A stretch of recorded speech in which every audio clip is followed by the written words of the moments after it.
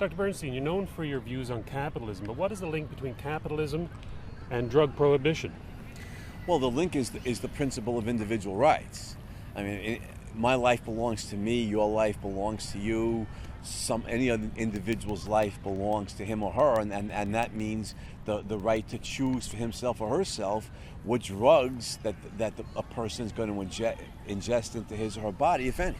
So it's the principle of individual rights here is the direct link. So if Ayn Rand was saying that the highest moral purpose that a person can have is the achievement of their own happiness, is it fraudulent? Is it a fraudulent value to have as that highest moral purpose, to be high on drugs if it makes you happy? Well, I don't think. See, here's an interesting point, Robert, because I think people have the right to choose between drug use and clean living, and that right has to be protected.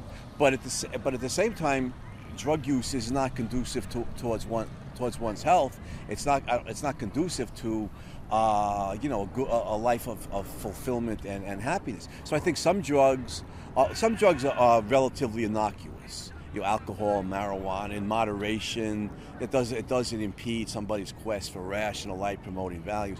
But these really toxic drugs like cocaine, any form of cocaine, like crack, for example, or meth, or heroin. These are highly toxic drugs. They're potentially lethal. There's no way to combine them in a fulfilling life of rational values. So again, I think we need to protect individuals' right to choose, but at the same time, we need to encourage them to make healthier choices rather than use rational persuasion to encourage them to make healthy choices rather than life-destroying ones. Now, the conservative view is that drugs are intrinsically evil, intrinsically bad. How can you rationally have an argument against such illogic as intrinsic values? Well, I mean, any value presupposes a valuer. Bad for whom, or bad for what, or good for whom, or good for what. So some drugs, it's funny, some of the conservatives, I'm guessing, probably use drugs themselves and very openly. That is alcohol. Alcohol is a drug. Mm-hmm. It's a socially accepted one, and in moderation, it's innocuous. If you don't drink and drive, there's no problem with it. I think marijuana is the same way. I don't. Everything I know about marijuana tells me it's as innocuous as alcohol. Probably less. Yeah, could well be less. So it's certainly not intrinsically bad. In that it doesn't necessarily going to harm somebody's health. It's not necessarily going to kill somebody. It's not going to impede their quest for rational values. So it's certainly not intrinsically bad. These much more toxic drugs can kill you, but that doesn't make them intrinsically bad. It means that they're harmful to us. So the idea that good or bad is in the object or in the thing itself is a mistake. Something's good or bad for somebody.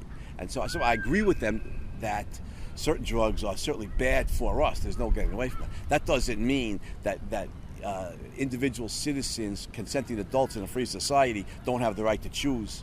Let's put it this way. I think the right to life includes the right to irrationally risk it.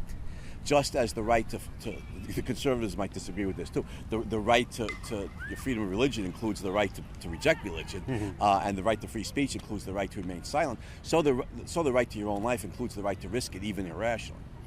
Now, to take the other side of the coin, the leftists see banning drug as an affront to personal liberty, and yet, while they want to end drug prohibition, they're quite in favor of affronting a person's personal liberty in economic matters through higher taxation, business regulations, things of that nature.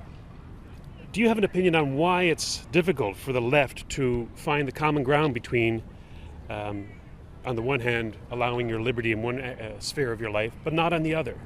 Well, the left or socialists, people who are arguing for socialism, the main philosophic influence is Marxism. Mm-hmm. It's just like the main philosophic influence on the conservatives is Christianity or religion. And Marxists are materialists, the philosophic materialists. Everything is matter. There's no mind or spirit. The mind is just the brain. Everything's matter to the socialists. So it stands to reason that the realm that's important to them, the realm of material goods, they want to control. They want to control the sphere of economics. Whereas the conservatives, to them, the spiritual is more important than the bodily. So while they're willing to promote or respect freedom to some degree in the bodily realm, which is trivial to them, they want to control the realm of personal morality, the spiritual realm. So both sides want to control. They allow freedom only in the areas they consider secondary. Both sides want to control, the area they regard as most important, and they're inconsistent. They're logically inconsistent. If you're talking to the leftists, I always, since they generally support abortion rights, and they say things like freedom means choice. I say exactly, freedom means choice, and that's broader than abortion. That includes also broader than the right to choose drugs. It's the right to own your own business, the right to engage in free economic activity. When you're not a criminal, you're not initiating force or fraud. You have the right to own your own business and run it the way you want without interference from the government. So both sides are inconsistent on. They are consistent. I would venture to say that they're both mystics. One a mystic of mind, and the other mystic of muscle, as Rand would have said. Yes, a nice formulation by Ayn Rand. Absolutely right. Now, the people on the left are moral relativists on the position of drug taking. You might say, well, who are we to judge whether or not it's okay to take harmful drugs? If you want to do heroin, go do heroin. If you want to take meth, take meth. If you want to destroy your body, who am I to judge? You're right. What would you say to that kind of a viewpoint? Well, you're right. Philosophically, they're subjectivists. There's no objective reality. The truth is determined by every individual for himself. What they say, one man's meat is another man's poison. So you, Bernstein, you're a clean liver. You don't like drug use, but for this other guy who's snorting cocaine or smoking crack or whatever, who are you to tell him it's bad for him? He's got to make up his own. He's got to follow his own feelings, his own heart, his own. He's just got to do. He got to do his own thing, as the hippies used to put it. So there's no objective values to them. There's no objective right or wrong. It's all do your own thing. Presumably, if you take that to its logical conclusion, some home invasion criminal breaks into your home and wants to with a machete, wants to chop your family to sausage links, and you're going to defend the family with a shotgun. At least in the United States, you could do that. To the mentality you're talking about, it's not like the home invasion criminal is morally wrong and the homeowner defending his life and his family's life is morally right. It's just that they're different. They have different viewpoints. They're irreconcilable, and they slug it out. The stronger wins. That's the logical conclusion of that kind of subjectivism and moral relativism that the left holds. So there is no good or evil for the left. Yeah. Ultimately, it's relative. Yeah. On that mentality, ultimately, there's only strength and weakness. And you see that come up in pressure group warfare. It's not like. The pressure group that has more votes, and can swing, the politicians more powerfully is the one that wins. That's their mentality.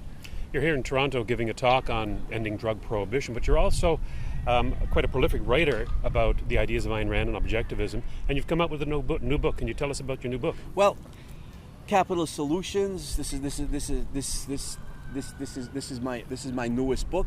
And the essence of it is to show how the essence of capitalism, the principles of individual rights and free markets resolve all the social problems confronting the United States and Canada and the Western world today. So there's a chapter on environmentalism, global warming. There's a chapter on jihad and Islamic terrorism and totalitarianism.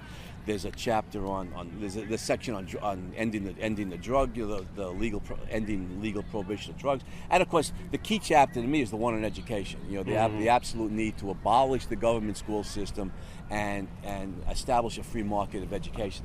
So there's many more topics covered in here, including the right to bear arms and the need to privatize the medical system. So Capitalist Solutions, I think, addresses all these topical issues from the standpoint that the principles of individual rights and free markets are the way to resolve these issues. In fact, the only way. Dr. Bernstein, thank you very much. Rob, it's a pleasure being on the show. Thank you.